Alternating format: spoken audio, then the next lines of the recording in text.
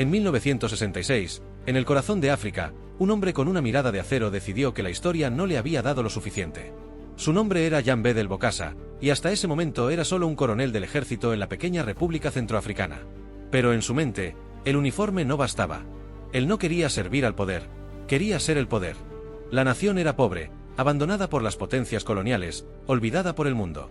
Y en medio de esa debilidad, Bokassa vio una oportunidad. El presidente de entonces, David Dacko, era un civil sin fuerza militar, un símbolo más que un líder. Bokassa, veterano del ejército francés, sabía cómo actuar cuando el momento era correcto. La noche del 31 de diciembre de 1965, mientras el país dormía, los tanques tomaron las calles de Bangui. El golpe fue rápido, casi limpio. En pocas horas, Bokassa se declaró presidente y jefe supremo de las Fuerzas Armadas. Prometió orden, justicia y progreso. Y durante un tiempo, cumplió. Construyó carreteras, impulsó la agricultura y reorganizó el ejército. Occidente lo aplaudió. Francia, su antigua metrópoli, lo veía como un aliado útil en una región inestable. El general Charles de Gaulle incluso lo llamó un verdadero hombre de acción africano. Pero detrás de esa sonrisa militar, algo se estaba gestando. Bokassa no soñaba con ser presidente. Quería algo más grande. Quería ser un emperador africano. El causa-efecto estaba escrito. El poder absoluto corrompe absolutamente. Cuanto más control tenía, más crecía su deseo de grandeza. Comenzó a comparar su destino con el de Napoleón Bonaparte, otro militar que se coronó a sí mismo. Estudió su historia, imitó sus gestos, e incluso mandó a fabricar uniformes inspirados en él. Para el pueblo, era un líder fuerte. Para sus ministros, un hombre impredecible. Para el mundo, un aliado conveniente. Pero dentro de su mente, ya se veía en un trono. Y pronto, el coronel se vestiría de emperador, con una corona de oro, y una locura que costaría miles de vidas. Así comenzó uno de los reinados más extravagantes y oscuros del continente africano. A mediados de los años 70, la República Centroafricana ya no era una república. Era el reflejo de un solo hombre. Jean Bedel Bokassa había pasado de presidente a algo más, un soberano absoluto. Su poder no tenía límites. Controlaba el ejército, la economía y hasta las oraciones en las iglesias. Los retratos de su rostro colgaban en las oficinas públicas, en las escuelas, en los billetes. Él mismo decía que era el padre de la nación, el salvador del pueblo, el constructor del futuro. Y cualquiera que dudara de ello, desaparecía. El cambio fue gradual, pero implacable. Primero, disolvió la Asamblea Nacional. Luego, prohibió a la prensa publicar críticas. Y finalmente, se autoproclamó presidente vitalicio. La causa estaba clara, nadie en su entorno se atrevía a decirle no. El efecto, el país comenzó a girar alrededor de su ego. Pero el gran salto llegaría el 4 de diciembre de 1977, cuando Bokassa decidió que ya no bastaba con ser presidente. Anunció que coronaría un nuevo imperio, el Imperio Centroafricano. Y que él sería su emperador. Sí, un emperador, en pleno siglo XX. Francia, que financiaba gran parte del presupuesto nacional, quedó en shock. Pero en secreto, París decidió seguir apoyándolo. Era mejor tener un loco aliado que un enemigo incontrolable. Entonces comenzó la locura. Bokassa gastó más de 20 millones de dólares, una fortuna incalculable para su país, en preparar una ceremonia de coronación inspirada directamente en la de Napoleón. Importó caballos blancos de Normandía, trajes de seda de París, coronas de oro, y mandó a construir un trono en forma de águila maciza. Mientras tanto, su pueblo moría de hambre. El 4 de diciembre amaneció con música militar y alfombras rojas cubriendo el suelo polvoriento de Bangui. Cientos de invitados extranjeros llegaron, aunque muchos solo por curiosidad o miedo diplomático. Y frente a todos, Bokassa caminó por la catedral con una capa de terciopelo rojo que pesaba más de 15 kilos. Al llegar al altar, levantó la corona, la miró un instante, y se la colocó a sí mismo. Tal como hizo Napoleón, un siglo antes. El pueblo, confundido, aplaudía sin entender. Francia, avergonzada, fingía respeto. Y el mundo, observaba a un país hundirse en un delirio de grandeza. Bokassa no lo sabía aún, pero su imperio recién nacido sería también el escenario de su caída. El trono de oro pronto se teñiría de sangre. Después de la coronación, Jean Bedel Bokassa ya no veía personas, veía súbditos. El emperador hablaba de grandeza, pero su reino se sostenía sobre el terror. El lujo y la miseria convivían en el mismo suelo. Mientras él desfilaba con coronas de oro y capas de terciopelo, los campesinos caminaban descalzos entre el polvo, buscando comida. La causa era simple: Bokassa gastaba millones en su corte, mientras la economía nacional se desplomaba. El efecto fue inmediato. El país empezó a morirse de hambre. Los salarios públicos se retrasaban por meses, las escuelas cerraban y los hospitales se quedaban sin medicinas. Pero en el palacio, el emperador organizaba banquetes interminables. Servía vino francés, caviar y faisán, mientras los niños en las calles mendigaban pan. La paranoia creció junto al poder. Bokassa empezó a ver enemigos en todas partes. Sus ministros eran vigilados, sus generales espiados, y cualquiera que hablara mal de él podía desaparecer de un día para otro. Creó una guardia imperial personal, vestida con uniformes rojos y dorados, entrenada no para proteger al país, sino para protegerlo a él. La prisión central de Narakba se llenó de prisioneros políticos. Algunos nunca volvieron a salir. Los rumores eran aterradores. Se decía que el emperador asistía personalmente a los interrogatorios, que golpeaba a los prisioneros con su bastón, y que disfrutaba del miedo tanto como de su poder. Los diplomáticos franceses lo sabían. Pero París prefería mirar hacia otro lado. Bokassa seguía siendo un aliado útil, permitía acceso a los recursos minerales del país, y mantenía la estabilidad militar en la región. Así, mientras su pueblo sufría, él seguía creyéndose un emperador moderno. Se rodeó de consejeros que lo alababan, de artistas que componían himnos sobre su gloria, y de sacerdotes que lo llamaban elegido por Dios. La causa: el aislamiento total. El efecto: la locura del poder absoluto. Y en esa burbuja de miedo y grandeza, Bokassa empezó a perder contacto con la realidad. Creía que su trono era eterno, que el mundo lo admiraba. Pero en las sombras, el pueblo empezaba a odiarlo. Y los mismos franceses que lo crearon, ya planeaban cómo reemplazarlo. Porque ningún imperio del miedo dura para siempre.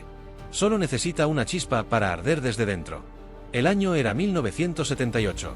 El imperio centroafricano estaba al borde del colapso. Las calles de Bangui ya no eran escenario de desfiles imperiales, sino de filas interminables de personas buscando pan.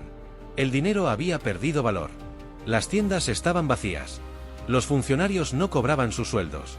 Y las escuelas, una vez símbolo de progreso, se convirtieron en refugios improvisados.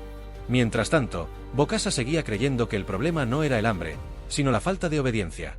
En sus discursos, culpaba al pueblo por su sufrimiento. Decía que los africanos eran ingratos, que no comprendían la grandeza de su proyecto imperial. Ordenó nuevas leyes absurdas. Todo estudiante debía usar un uniforme único, fabricado por una empresa propiedad de su esposa. La causa: control y orgullo. El efecto: rebelión. Las familias no podían pagar los uniformes. Los niños comenzaron a ser expulsados de las aulas. Los padres protestaron. Y en Bangui, el 9 de enero de 1979, estalló lo impensable, una manifestación de estudiantes contra el emperador. Cientos de jóvenes salieron a las calles con pancartas hechas a mano, pidiendo libertad, comida y educación. Los soldados imperiales los rodearon. Y las órdenes fueron claras: disparen. La represión fue brutal. Testigos hablaron de cuerpos cayendo frente a las escuelas, de madres buscando a sus hijos entre las sombras. En pocas horas, la protesta se convirtió en masacre. Y ahí, en el punto más bajo de su reinado, Bokassa tomó una decisión que sellaría su destino. Convencido de que los estudiantes eran manipulados por enemigos del imperio, ordenó arrestar a los sobrevivientes. Cientos fueron llevados a la prisión de Narakba. Pocos saldrían con vida. Los rumores crecieron. Algunos decían que el propio emperador presenció las ejecuciones, que participó en los castigos con furia descontrolada. Las historias eran tan horribles que parecían imposibles. Pero los diplomáticos franceses confirmaron lo peor: el emperador había cruzado la línea entre tirano y monstruo. El causa-efecto era ineludible. El miedo mantenía el trono, pero el miedo también lo estaba destruyendo. En París, el presidente Valéry Giscard d'Estaing empezó a recibir informes secretos. El aliado africano que alguna vez fue útil ahora, se había convertido en una vergüenza internacional. Y cuando un dictador deja de servir, sus propios creadores se preparan para destruirlo. Mientras el pueblo de Bangui sufría hambre y represión, en los pasillos del Palacio del Elíseo, en París, el nombre de Jean Bedel Bokassa se pronunciaba con cuidado. Era un aliado incómodo, pero útil. Desde los primeros años de su gobierno, Bokassa había mantenido una relación personal con Valéry Giscard d'Estaing, el presidente de Francia. Ambos compartían cenas, cacerías privadas y regalos lujosos. Pero detrás de esa amistad, había algo mucho más importante: uranio. El uranio del subsuelo centroafricano era el combustible del programa nuclear francés. Y Bokassa lo sabía. Sabía que su país podía ser insignificante en el mapa, pero indispensable en la estrategia energética de Europa. Así se construyó el pacto. Francia protegía su trono, y él garantizaba el flujo de recursos. A cambio, París cerraba los ojos ante la corrupción, la represión y el terror. Los informes secretos de inteligencia hablaban de valijas de dinero, contratos inflados y acuerdos firmados bajo la mesa. Bokassa se sentía invencible. Decía que Francia jamás lo abandonaría. Y durante años, tuvo razón. Pero todo cambió con la masacre de los estudiantes. Las imágenes filtradas y los testimonios empezaron a circular discretamente. Organizaciones internacionales denunciaron los crímenes del emperador africano. La prensa francesa comenzó a investigar. Y pronto salió a la luz el escándalo que destrozó el mito. Bokassa entregaba diamantes como regalo personal al presidente francés. El llamado Affaire des Diamants explotó en 1979. El pueblo francés, indignado, exigió explicaciones. El gobierno de Giscard se tambaleó. Y en ese momento, Bokassa pasó de ser un aliado a ser un problema. La causa-efecto fue inmediata. París decidió cortar los hilos. Las ayudas económicas se detuvieron, los asesores franceses abandonaron Bangui, y la radio europea empezó a preparar el terreno para su caída. Bokassa no lo entendía. Desde su trono, seguía creyendo que era intocable. Seguía pensando que Europa lo necesitaba más de lo que él necesitaba a Europa. Pero los mismos que lo habían coronado, ya planeaban su sustituto. Y cuando los imperios se desentienden de sus monstruos, nunca lo hacen con palabras. Lo hacen con aviones y soldados.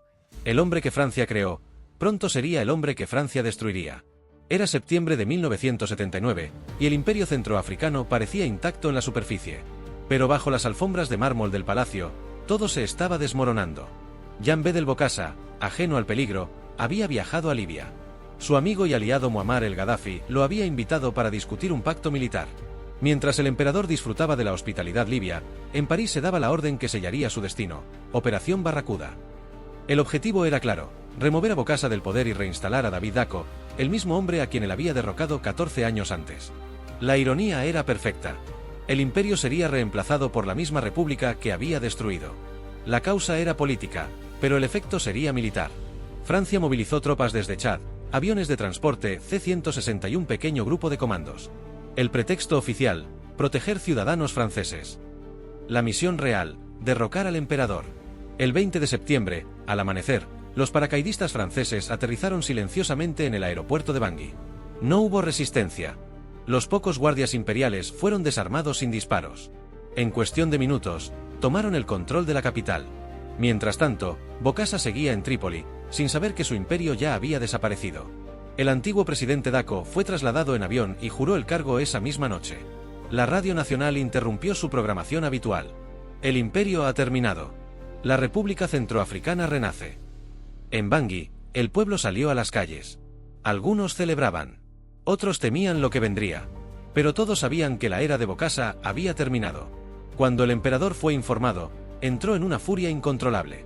Golpeó la mesa, gritó que era víctima de una traición. Juró volver con sus soldados y recuperar su trono. Pero no tenía a quién mandar. Francia había cortado todas las líneas de comunicación. Sus propios generales se habían rendido.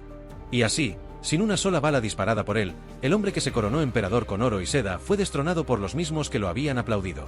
Su imperio cayó sin batalla, sin gloria, sin dignidad. En una noche, Jean Bedel Bokassa pasó de emperador a fugitivo. Tras el golpe de estado, Jean Bedel Bokassa dejó de ser emperador. Pero en su mente, seguía viéndose con corona. Huyó de Libia con ayuda de contactos militares, y durante semanas, viajó de un país a otro como un fantasma con pasaporte diplomático vencido. Primero intentó refugiarse en Costa de Marfil, luego en Sudáfrica, y finalmente, en Francia. Sí, la misma Francia que había ordenado su caída. Y lo más increíble, lo aceptaron. En París, Bokassa vivió como un hombre sin nombre.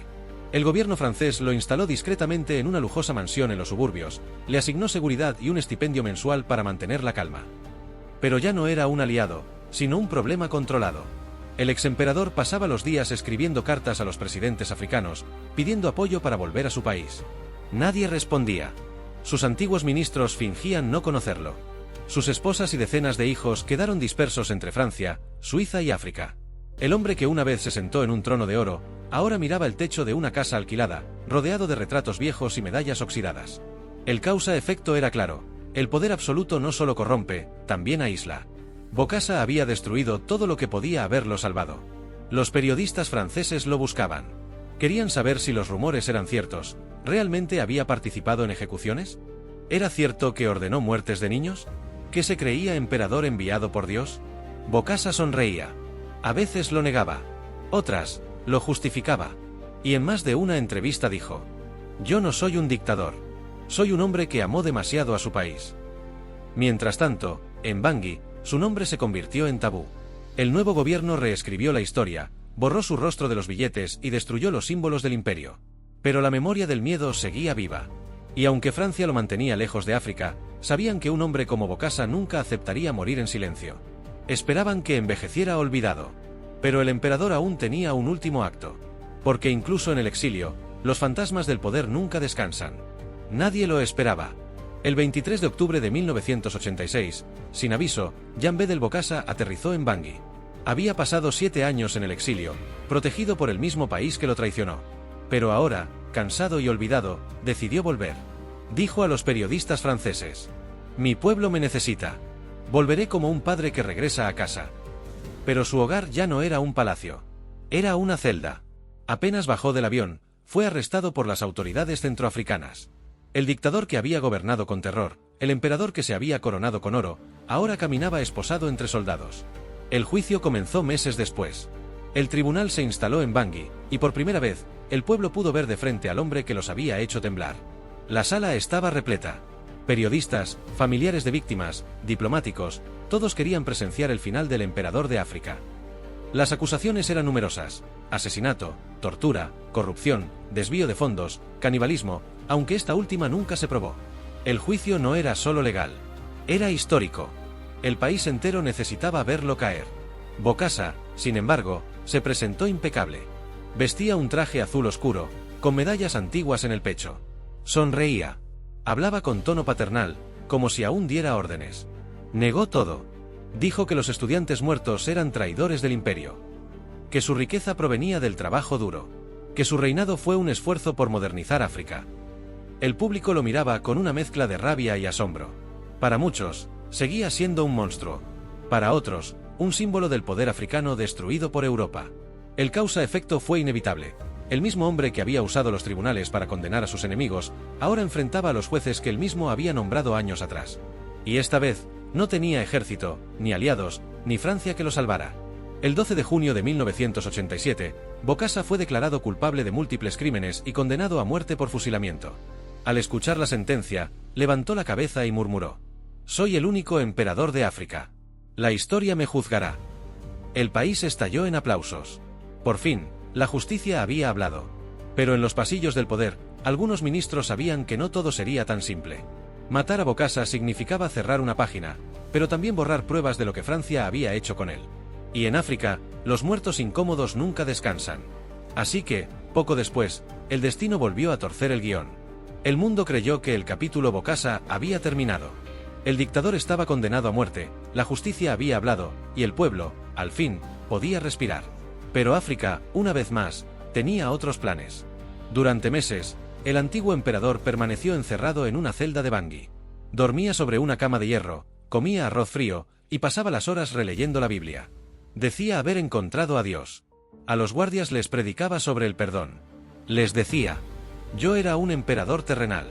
Ahora sirvo al emperador celestial». Fuera de los muros, el país seguía desmoronándose. El nuevo gobierno no podía controlar la economía, ni la pobreza, ni la corrupción que él había sembrado. Y lentamente, la memoria del terror comenzó a mezclarse con la nostalgia. Algunos decían: con Bokassa al menos había orden. La causa-efecto volvió a girar sobre sí misma. El verdugo se convirtió en víctima. El monstruo, en mito. En 1988, el presidente André Kolingba, presionado por la Iglesia y por Francia, decidió conmutar la pena de muerte. Jean Bedel Bokassa fue indultado.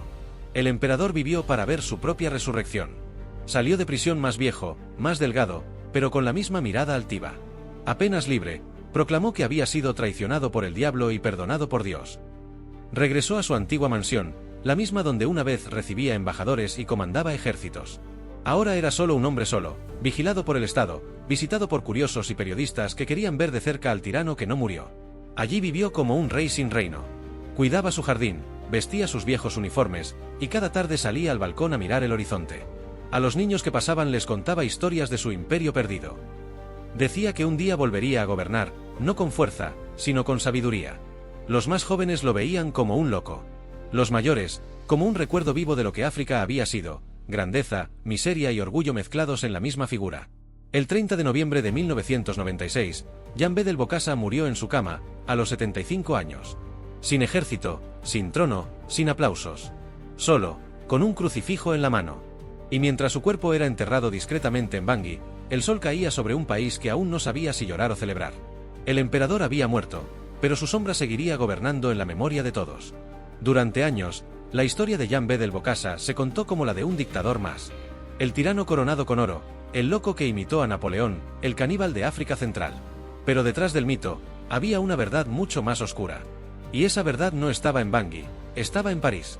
Documentos desclasificados, memorias de diplomáticos y reportajes posteriores revelaron que Francia no solo toleró el régimen de Bokassa, lo creó, lo financió y lo protegió. Desde el primer golpe de Estado, la inteligencia francesa supervisó sus pasos, apoyó su ascenso y lo mantuvo en el trono mientras fuera útil. Bokassa era un peón dentro de un tablero global. Su país, una ficha más en la Guerra Fría de recursos. Y cuando el escándalo de los diamantes amenazó con salpicar al poder europeo, lo eliminaron como quien borra un error político. La causa-efecto de todo su reinado no fue solo la ambición de un hombre, sino el hambre de control de un sistema. Francia necesitaba estabilidad en su antigua colonia. Bokassa necesitaba sentirse eterno.